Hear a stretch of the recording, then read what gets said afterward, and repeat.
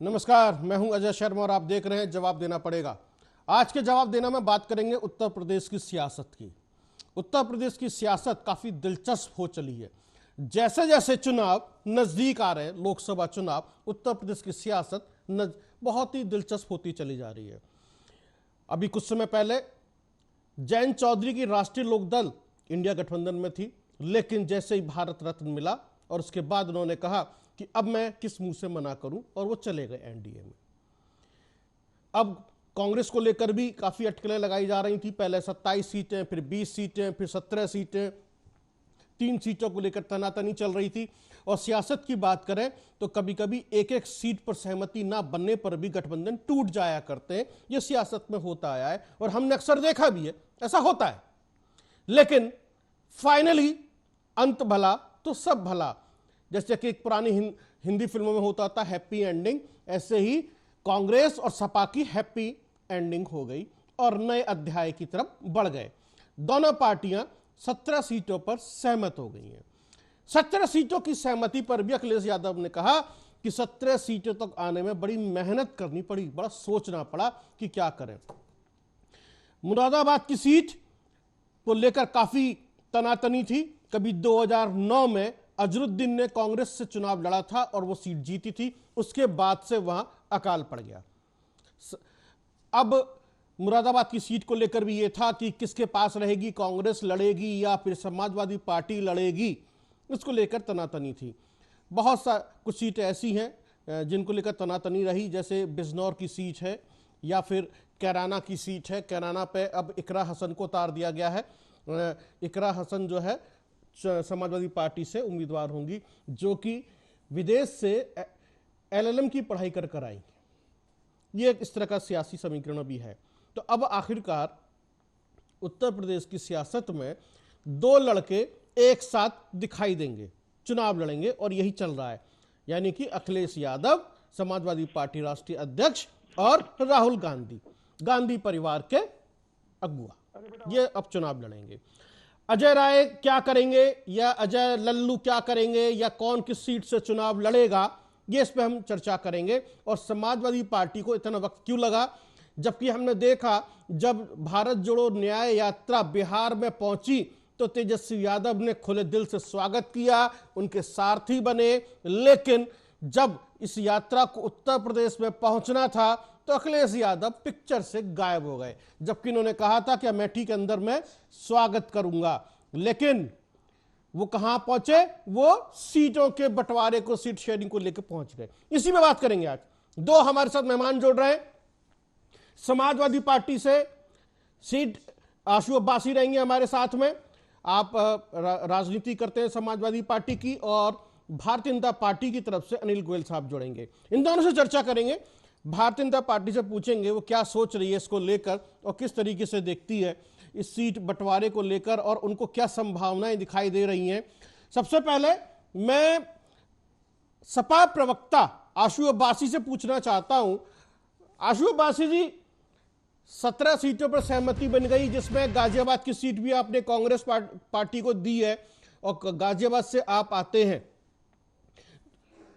सुनाई दे रहा है आपको? आप सुन पा रहे हैं?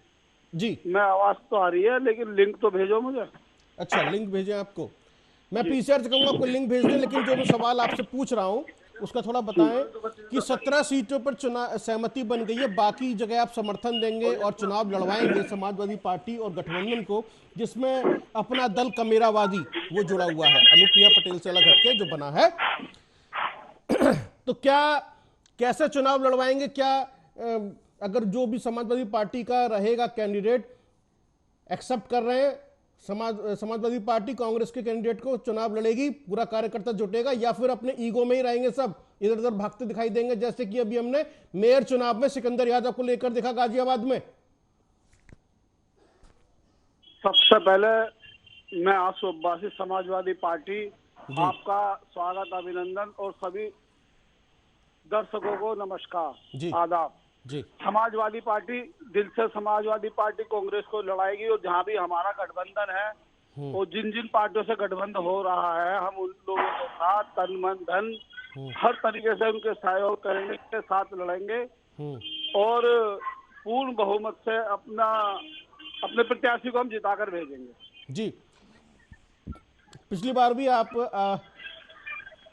अब ये बताएं कि जिस तरीके से ये तनातनी रही आप लोगों के बीच में, इतनी मुश्किल से सहमति बनी, तो आप लोगों के बीच में कोई तनातनी नहीं हुई ग्राउंड पर कि भाई पार्टी आला कमान इस तरह से बातचीत कर रहे हैं, सहमति नहीं बन पा रही है, उसका कुछ असर पड़ता है?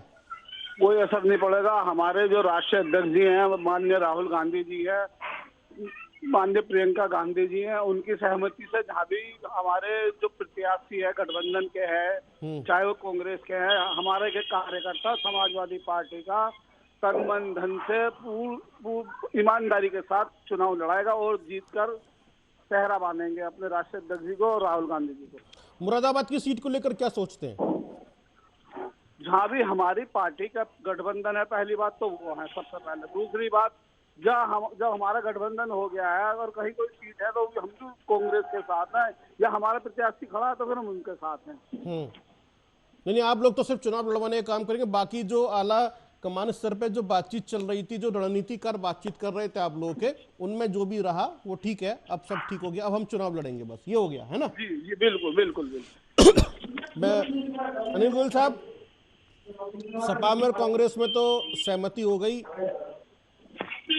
आप लोग कैसे देख रहे हैं? सुन पा रहे हैं अनिल गोयल साहब? हाँ अजय जी बताओ, आवाज अभी अब आई है। मैं पूछ रहा हूं, सपा कांग्रेस में तो सहमति बन गई, गठबंधन टूटते टूटते बच गया, वरना यहां पर भी किरकिरी हो जाती। अब कौन झुका, किसने किसको झुकाया, किसने कहा क्या हुआ, लेकिन ठीक है, अंत भला सब भला। आपकी पार्टी कैसे देख रही है? अजय जी, सही मायनों में 2017 में इनका गठबंधन हुआ था जी, वो भी गठबंधन का फ्लॉप हुआ था, और ये गठबंधन इनका फ्लॉप होगा, क्योंकि उत्तर प्रदेश की जनता जानती है, उसने उत्तर प्रदेश की जनता ने मुलायम सिंह यादव को मुख्यमंत्री बनाया, अखिलेश यादव को मुख्यमंत्री बनाया, कांग्रेस पार्टी को मुख्यमंत्री बनाया, केंद्र में कांग्रेस पार्टी को बैठाना, लेकिन उसने जनता देख रही है सिर्फ और सिर्फ मुलायम सिंह यादव अपने बेटे को मुख्यमंत्री बनाना चाहते हैं, सोनिया गांधी जी अपने बेटे को मुख्य प्रधानमंत्री बनाना चाहती हैं। कुल मिलाकर के इनका देश से कोई मतलब नहीं है, इनका उत्तर प्रदेश से कोई मतलब नहीं है, उनके हितों का कोई मतलब नहीं है, सिर्फ अपने परिवार को साधने की बात करते हैं। और जो कांग्रेस का कार्यकर्ता है, चाहे समाजवादी पार्टी का कार्यकर्ता है, वो भी आज इस चीज से विचलित है कि सिर्फ एक परिवार के लिए कब तक काम करेंगे, एक परिवार की कब तक चमचागिरी करेंगे, एक परिवार की कब तक हम उसके पैरों को हाथ लगाते घूमें। पार्टी ना देश के बारे में सोच रही है, ना प्रदेश के बारे में सोच रही है, ना गरीब के बारे में सोच रही है, ना किसान के बारे में सोच रही है, ना मजदूर के बारे में सोच रही है, ना व्यापार। तो इसलिए जनता नकार चुकी है, कार्यकर्ता भी उत्साहित नहीं है, और कार्यकर्ता भी आप देखते हैं कि एक बार जब हम कांग्रेस को गाली देते हैं, कांग्रेस समाजवादी पार्टी को गाली देती है, नीचे कार्यकर्ता ऊपर जो बन के फैसला करें, नीचे पर इनका सुपड़ा साफ है। कांग्रेस का वोट समाजवादी पार्टी को नहीं गया, समाजवादी वोट कांग्रेस को नहीं जाएगा, ये दोनों वोट अपने पड़ेंगे, या फिर जो उस समय की परिस्थिति कैंडिडेट से नाराज होगा तो जिस कैंडिडेट को उसका मन करेगा उसको वोट देगा। जब ये लोग अपने स्वार्थ सिद्धि के लिए इकट्ठे हो सकते हैं, अपने स्वार्थ के लिए अपने मतलब एक दूसरे का विरोध करते हुए समर्थन दे देते हैं, सिर्फ हमें सत्ता पानी है, सत्ता पर कब्जा करना है, तो जो छोटा कार्यकर्ता सोचता है, जब ये सिर्फ अपने हित सोच रहे हैं, तो हम भी जहां पर अच्छा लगेगा वहां पर उस पार्टी को वोट देंगे, उस कैंडिडेट को वोट देंगे जिस पर हमारा विश्वास होगा, जो हमारे काम करेगा, जो हमारे प्रदेश के काम करेगा, जो हमारे देश के काम करेगा। तो इसका हमको लाभ मिलने वाला है, नुकसान कतई नहीं है। इन दोनों के गठबंधन से हमको लाभ मिलेगा और इनका पूरी तरीके से सुपड़ा साफ होगा। ठीक है, आशुबाजी साहब, बीजेपी तो कह रही है इनको लाभ मिलेगा आप दोनों के गठबंधन से। अब आशुबाजी साहब भी जुड़े नहीं है हमसे, लेकिन आप जो कह रहे हैं अनिल गोयल साहब लाभ मिलेगा, आपने जो सवाल उठाया है वो उठाया परिवारवाद के ऊपर, यानी कि दोनों जो पार्टियों के जो अगुवा हैं वो उनको राजनीति विरासत में मिली हुई है, ये जमीनी नेता नहीं है, और जिसकी वजह से ये उस सुख के या उस सत्ता के या उस परिवारवाद में जो जो विरासत में राजनीति मिली है, उसकी वजह से ये शायद इस तरीके की राजनीति करते चले आ रहे हैं, जो कहना चाह रहे हैं। इनमें आम जन सरोकार से कोई सरोकार नहीं है। मैं इस पे एक बात और जोड़ना चाह रहा हूँ, ये परिवार को ही जिताने के लिए राजनीति करते। दूसरा तो में अभी आपने देखा बदायूं की सीट पर पहले धर्मेंद्र यादव को टिकट दिया था, अब काट करके इन्होंने शिवपाल यादव को टिकट दिया। तो निश्चित तौर पर ये इनके अंदरूनी कलह भी दिखाई दे। अभी समाजवादी पार्टी अपनी अंदरूनी कलह से नहीं उभर पा रही है। स्वामी प्रसाद मौर्य अभी इनको छोड़ करके गए हैं, वो भी इनसे हताशा होकर के गए हैं। तो अभी तो समाजवादी पार्टी का अंतर्कलह है, फिर ये सीट बंटवारे के बाद में अंतर्कलह है। अभी तो ये देखना कि इसके बाद भी और अधिक टूट फूट होने वाली है कांग्रेस और समाजवादी पार्टी। जी, तो आपने तो एक बहुत ही बड़ी बात कही है कि अंतरकलह का शिकार है कांग्रेस, भी अंतरकलह से जूझ रही है और समाजवादी पार्टी भी अंतरकलह से जूझ रही है। हम बहकाने वाले नहीं है, हम मुद्दों से भटकाने वाले नहीं है। हम समाजवादी के सिपाही हैं, हम राष्ट्रीय अध्यक्ष जी के सिपाही हैं। माननीय अखिलेश यादव जिंदाबाद, समाजवादी पार्टी जिंदाबाद। नहीं, वो ठीक है, आपकी बात सही है कि माननीय आपके अखिलेश यादव जिंदाबाद, समाजवादी पार्टी जिंदाबाद, लेकिन जो कह रहे हैं कि आप लोग आपस में लड़ रहे हो, अंतरकलह है। आप लोग आपस में, चाहे वो अखिलेश चाहे वो शिवपाल यादव हो या धर्मेंद्र यादव हो या अलग लोग हो, आप लोग आपस में ही अभी एकजुट नहीं हो पा रहे हो। ऐसे राहुल गांधी के साथ भी हो रहा है कि वो भी जो है उनके परिवार में अंतरकलह है। जब पार्टी सत्ता में नहीं होती है तो आपसी झगड़े शुरू हो जाते हैं, या जब पावर में नहीं होते हैं, तो जब आपके परिवार में कोई इस तरह की चीजें होती हैं तो वो चीजों को लेकर झगड़े शुरू होते हैं। तो वही झगड़ा जो है अब वो दिखाई दे रहा है, और वो चाहे वो सीट बंटवारे को लेकर हो या चुनाव लड़ने को लेकर हो या फिर अधिकारों को लेकर हो, वो कहीं ना कहीं पब्लिक डोमेन में आता हुआ दिखाई देता है। चलिए आशु बात से जुड़े नहीं हमसे, तो स्थिति यह है कि उत्तर प्रदेश के अंदर 17 सीटों पर सहमति बन गई है। अब मुरादाबाद की सीट को लेकर जो मैंने चर्चा की आपसे, जहां पर कभी जो है एसटी हसन साहब या फिर कुंवर सर्वेश सिंह चुनाव लड़ते आए हैं, भारतीय जनता पार्टी और समाजवादी पार्टी में मुकाबला रहा है। 2009 में अजरुद्दीन ने चुनाव लड़ा था कांग्रेस की सीट से, उसके बाद से वहां पे जो है कांग्रेस का प्रत्याशी नहीं जीता है। स्थिति यह है, अब बनारस की सीट से भी नाम वापस लिया गया है, समाजवादी पार्टी ने बनारस की सीट से भी, वाराणसी सीट से नाम वापस लिया है।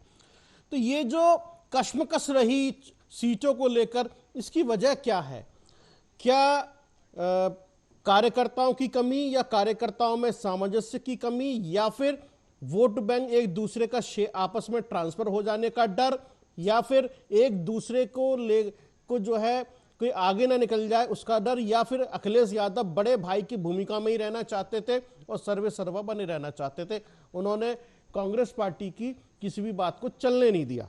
ऐसा कुछ था अनिल गोयल साहब, आपको लगता है? अजय जी, जो आप कह रहे हो वो तो सारी बात ठीक है। मैं अभी एक बात, अभी समाजवादी पार्टी के प्रवक्ता बैठे हुए हैं जी, मैं उनसे इस तरफ एक बात और करना चाहता हूं कि आप कांग्रेस के साथ जो आपने गठबंधन करा है, कांग्रेस वो पार्टी है जो दक्षिण में जिनके साथ कांग्रेस का गठबंधन है, वो यूपी बिहार वालों को शौचालय साफ करने वाला कहती है। क्या आप उसका समर्थन करते हैं? आप सिर्फ सत्ता पाने के लिए उत्तर प्रदेश और बिहार के मान सम्मान की चर्चा कर, जो विरोध कर रहे हैं, जो उत्तर प्रदेश बिहार वालों गाली दे रहे हैं, आप उनके साथ गठबंधन कर रहे हैं। तो इसका मतलब तो ये है कि आप भी उनका, हमारी उत्तर प्रदेश और बिहार की जनता का अपमान कर रहे हैं। इसका जवाब भी उत्तर प्रदेश और बिहार की जनता आपको देगी आने वाले चुनाव में, कि उन्होंने अगर उत्तर बिहार के लोगों को, उत्तर प्रदेश बिहार के लोगों को कहा कि ये शौचालय साफ करने वाले लोग हैं, हमारे यहाँ पर आकर के शौचालय साफ करते हैं, और आप उस बात को स्वीकार कर रहे हैं और उस गठबंधन के साथ हैं जो इनको गाली दे रहे हैं, इसका भी दुष्परिणाम इनको उठाना पड़ेगा निश्चित तौर पर। दूसरा, मैं जो कह रहा हूं कि चाहे मुरादाबाद सीट हो या बाकी सीटों पर जो कांग्रेस के समाजवादी पार्टी कार्यकर्ता तैयारी कर रहे थे, वो किसी भी कीमत पर कांग्रेस के उम्मीदवार को जीतने नहीं देंगे। ये उल्टा ये नुकसान होगा, जो समाजवादी पार्टी कार्यकर्ता वहां पर तैयारी कर रहे थे चुनाव की, और आज उनको गठबंधन सीट छोड़नी पड़ रही है, तो वो बीजेपी को जिताना स्वीकार कर लेंगे, कांग्रेस को जिताना स्वीकार नहीं करेंगे। इसी तरीके से कांग्रेस के कार्यकर्ता जहां पर तैयारी कर रहे थे और वहां पर समाजवादी पार्टी को टिकट चली गई है, तो वो भी समाजवादी पार्टी को जीतने नहीं देंगे। और इनका गठबंधन इतना बढ़िया होता तो जयंत इनके गठबंधन को छोड़ कर गया, स्वामी प्रसाद मौर्य जी इनके गठबंधन को छोड़ कर गए हैं, तो निश्चित तौर पर ये आपस में भी एक नहीं है और सिर्फ सत्ता पाना, सीट पाना, इसको और अपने परिवार को बचाना, परिवार को आगे बढ़ाना के आधार पर ये चल रहे हैं। जनता इनको स्वीकार नहीं करेगी। ठीक, या चलिए आपकी बात समझ में आ गई। अशोक बासी से जुड़े हुए हैं आप? ठीक है, तो आप पूरी तरह से आशान्वित हैं। चलिए, अच्छा लग रहा है, अच्छी बात है। आपको लगता है कि जो निराश कैंडिडेट होंगे, जो तैयारी कर रहे होंगे, उसका आपको लाभ मिल जाएगा। अब मिलेगा या नहीं मिलेगा, कितना मिलेगा, वो पता चलेगा, लेकिन फिर भी जो वोटर है वो डिसाइड करेगा कि किसको वोट देने जा रहा है। अनिल गोयल साहब, अब आप लोग की तैयारियों के बारे में पूछें तो आप लोग किस तरीके की तैयारियां कर रहे हैं, और आपने अभी अपनी कितनी प्रत्याशियों की घोषणा कर दी है उत्तर प्रदेश में? पहली बात तो उत्तर प्रदेश या पूरे भारत में भारतीय जनता पार्टी चुनाव लड़ेगी। कमल का फूल हमारा हर जगह पर कैंडिडेट है। ये हमारे नीचे के बूथ लेवल के कार्यकर्ताओं को बता दिया गया है कि आप सिर्फ और सिर्फ पार्टी के लिए काम करो। कैंडिडेट जो घोषणा होगा उसके साथ काम हम करेंगे। हमारा बूथ लेवल के साथ पन्ना लेवल तक हमारे कार्यकर्ता पहचान लिए गए हैं, उनकी ड्यूटी लगा दी गई है। सब लोग अपने अपने काम में लगे हुए हैं। बूथ चलो गांव चलो अभियान हमारा जारी है। हमारा घर घर संपर्क अभियान जारी है। हम अभी से पूरी तरीके से चुनाव में उतरेंगे। अच्छा, एक सवाल, एक बात और है, मैं अजय जी एक बात और कहना चाहता हूँ। भारतीय जनता पार्टी एक ऐसी पार्टी है जो 24 घंटे वर्किंग में रहती है, 24 घंटे अपने कार्यकर्ताओं से टच में रहती है, 24 घंटे अपने क्षेत्रीय जनता से टच रहती है। संगठन अपने आप में हमेशा एक्टिवली काम करता रहता है। सरकार अपने आप में एक्टिवली काम करती है। हम एक गाड़ी के दो पहिए के रूप में काम कर रहे हैं। हम इसलिए काम नहीं कर, चुनाव आया तो चुनाव करने चले गए, अब बाद में सत्ता का सुख भोग लिया। हम सत्ता वाले सत्ता चलाएंगे, संगठन वाले संगठन चलाएंगे, और संगठन पूरी तरीके से चुनाव के लिए तैयार। ठीक, आपका पूरा स्ट्रक्चर तैयार है जो अपनी अपना जिम्मेदारी निभाता रहता है, काम करता रहता है, और वो सब लोग एकजुट होकर काम करते हैं। आप लोग जैसे आपने कहा, संगठन अपना काम करेगा, सत्ता वाले सत्ता चलाएंगे, तो वो सब अपना चल रहा है। एक बात में थोड़ी समझिए और समझा दीजिए। आपने कहा कि हमारे यहाँ जो पार्टी का सिंबल है कमल का फूल, वो प्रत्याशी होता है। क्या कांग्रेस का पार्टी सिंबल या समाजवादी पार्टी का पार्टी सिंबल या किसी और पॉलिटिकल पार्टी का पार्टी सिंबल उनका प्रत्याशी नहीं हो सकता? आप ही की पार्टी में ये सब कुछ चलेगा? नहीं, आपकी बात बिल्कुल ठीक है, लेकिन उनमें आपस में सिर्फ टबल है। वो सब अपने हितों की लड़ाई लड़ रहे हैं। वो उत्तर प्रदेश हित की लड़ाई नहीं लड़ रहे। वो भारत के हित की लड़ाई नहीं लड़ रहे। और यहाँ पर हम अपने हित की लड़ाई नहीं लड़ रहे। यहाँ हम देश के लिए काम करने के लिए संकल्प लेकर के, हम देश की सेवा का संकल्प लेकर के आए। तो पार्टी जिसको आदेश देगी वो उस काम के अंदर लगेगा। और आपने एक बात और देखी होगी, हमारे यहाँ मंत्री को कब उठा करके एमएलए का चुनाव लड़ा देती हैं, और किसी एमएलए को कब बुलाकर मंत्री बना देती हैं। किसी संगठन, किसी भी मिनिस्टर को उठा करके संगठन के काम पे भेज देते हैं। कोई भी संगठन का आदमी आकर के सरकार में आ जाता है। तो हमारे काम में सबको ये पता है कि हमें काम करना है, चाहे संगठन में काम है तो भी संगठन में काम करना है, सरकार में जाना तो सरकार में काम करना है। मलाई कहीं नहीं खानी।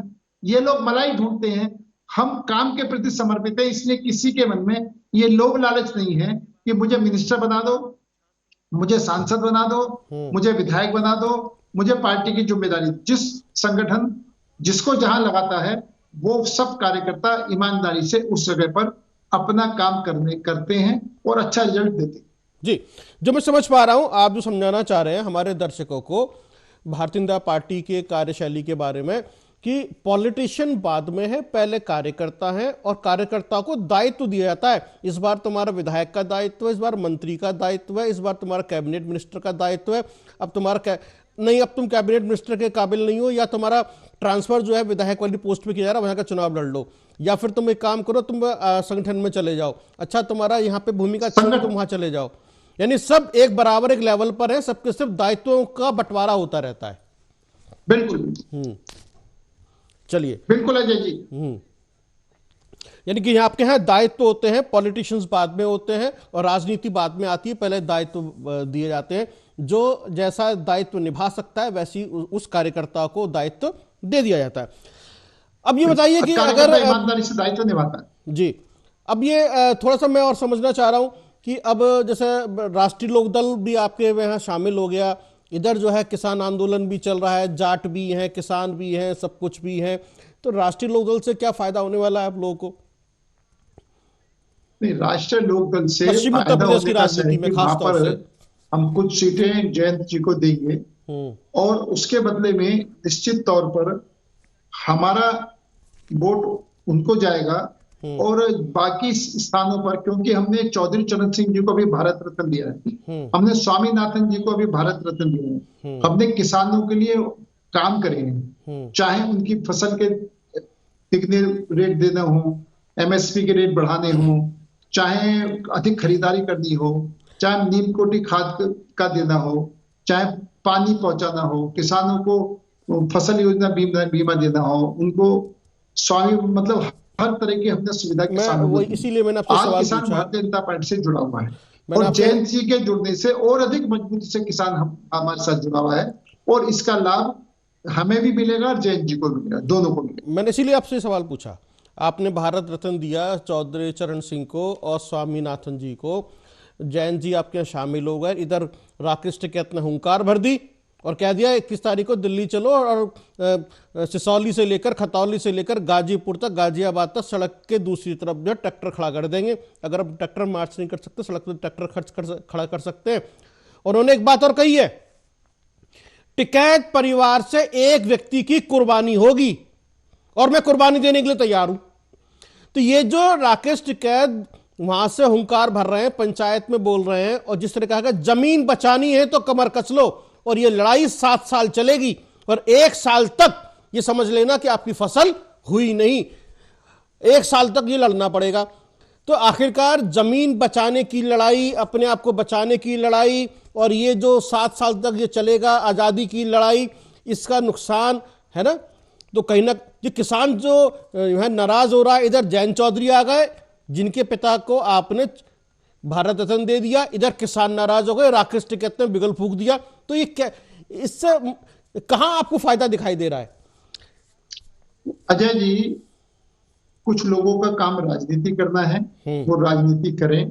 कुछ लोगों का काम किसानों को भड़काने का है, वो उनकी अपनी सोच हो सकती है। किसान, मैं तो सिर्फ एक बात राकेश टिकैत जी से पूछना चाहता हूं कि 2004 से 2014 तक किसानों को क्या मिला, 2014 से 2024 तक किसानों को क्या क्या मिला, इसका तुलनात्मक देख लेंगे तो निश्चित तौर पर उनको ये लगेगा जो इस सरकार ने किसानों के लिए करा है, किसी भी सरकार ने किसानों के लिए इतना नहीं करा। मैं छोटे से सवाल ले लीजिए, किसान आज इस बदहाली में, गोयल साहब छोटा और सवाल ये आज एमएसपी की बात कर रहे हैं, एक सवाल ले लीजिए। राकेश टिकैत जी से आपके चैनल के माध्यम से नर्म निवेदन करता हूं कि 2006 से 2014 तक आप कहां सोच रहे थे? क्यों नहीं कांग्रेस से एमएसपी की मांग करी? क्यों नहीं कांग्रेस ने एमएसपी दी? आज कांग्रेस एमएसपी का समर्थन कर रही है, लेकिन जब वो एमएसपी वो तो राकेश टिकैत कह रहे हैं कि हमने, चाहे ये सरकार हो या पिछली सरकार हो, किसानों ने आंदोलन किया, किसी सरकार ने नहीं सुना। हमें कोई मतलब नहीं है, कोई भी सरकार आए या जाए, हमें तो अपनी मांग से मतलब है ना। वो कह रहे हैं पिछली सरकार को भी लताड़ रहे हैं, वो तो आपकी सरकार को भी कह रहे हैं। और उन्होंने एक बात कही जो भी आपने कहा कि सरकार ने क्या दे दिया, उन्होंने ये कहा 6,000 रुपए जो किसान सम्मान निधि है, क्या ये अमेरिकी डॉलर है? 6,000 क्या होता है 6,000 से, बताइए। हम तो 6,000 दे रहे हैं, इससे पहले किसी सरकार ने दिया था। एक बात, दूसरी बात क्या है कि सरकार को सारा सिस्टम देख करके चलना पड़ता है। आज हम जो है, मैं वो आज जो राहुल गांधी ये बात कह रहे हैं कि हम एमएसपी देंगे, तो राहुल गांधी एमएसपी दे करके दिखाएं। किसान भोले वाले किसानों को भड़काने की जगह उनको एमएसपी दें। दूसरा क्या है कि वो कह रहे हैं हम एमएसपी देंगे, तो वो हमें ये बताएं कि किस आधार पर बाकी देश का खर्चा चलाएंगे, कितनी एमएसपी देंगे, कितना रक्षा बजट में देंगे, कितना स्वास्थ्य बजट में देंगे, कितना जो साधन सड़क बनाना है, स्कूल हॉस्पिटल बनाने हैं, स्कूल बनाने हैं, कितना सुरक्षा पे देंगे, जरा वो बजट तो पेश कर देंगे किस हिसाब से वो किसानों को सब्सिडी, चलो ठीक है, एमएसपी देने की बात करें। सिर्फ झूठे वायदे करना, सिर्फ किसानों को बहकाना, और हमारा किसान ये बात देख रहा है कि इन्होंने, कांग्रेस ने भी हमारे लिए कुछ नहीं करा। कांग्रेस ने सिर्फ हमको भड़काया है, हमारा इस्तेमाल करा है। बीजेपी ने फिर भी बहुत कुछ दिया है, बराबर देने का प्रयास कर रही है। हम संकल्पित हैं कि किसानों का दुगनी हो। हम किसानों के, हमने 22-23 फसलों पर किसानों को हम एमएसपी दे भी रहे हैं, और अभी भी हम पूरी तरीके से उनसे बात करने पर तैयार हैं, उनसे बातचीत करने पर तैयार हैं, बातचीत करें, कोई समाधान का रास्ता निकालें। हम किसानों के साथ खड़े हुए हैं। हाँ, ये जरूर है कि हमारे विपक्षी दल जो है ये राजनीतिक रोटियां सेकने का प्रयास जरूर कर रही हैं, जो कि उनको कामयाबी नहीं मिली। यानी कि एक तरीके से किसान आंदोलन को जो आप खारिज कर रहे हैं, इसका कोई चुनाव पर असर पड़ने वाला नहीं है, और खासतौर से पश्चिम उत्तर प्रदेश में कोई फर्क नहीं पड़ेगा, लेकिन जो भारत रत्न दिया है आपने, उससे फर्क पड़ेगा और उसका फायदा आपको मिलेगा।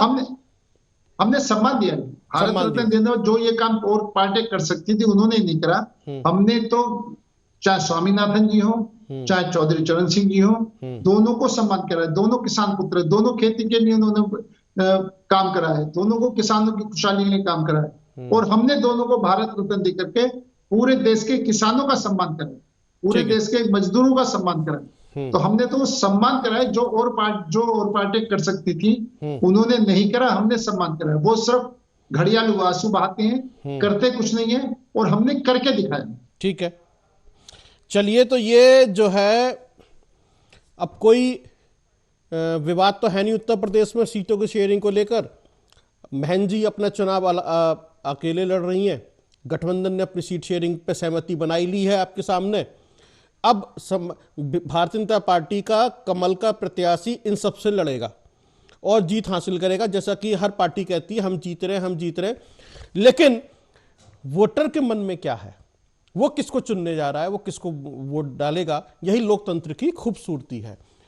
यानी कि अब जिम्मेदारी आपकी है, आप किसको वोट देने जा रहे हैं। उत्तर प्रदेश के अंदर भारतीय जनता पार्टी 80 में से कितनी सीटें जीतेगी, या फिर इंडिया गठबंधन जिसकी बात कर रहे हैं समाजवादी पार्टी और कांग्रेस, वो कितनी सीटें जीतेंगे, या फिर बहन जी क्या वाकई तुरुप का इक्का साबित होंगी, या किंग मेकर बनेंगी, या क्या वो जीत कर आने वाली हैं, और उनकी सोशल इंजीनियरिंग और उनका कोर वोटर किस तरह से बाहर निकलता है, वोट डालता है। यानी उत्तर प्रदेश की सियासत बहुत ही दिलचस्प मोड़ पर आ गई है।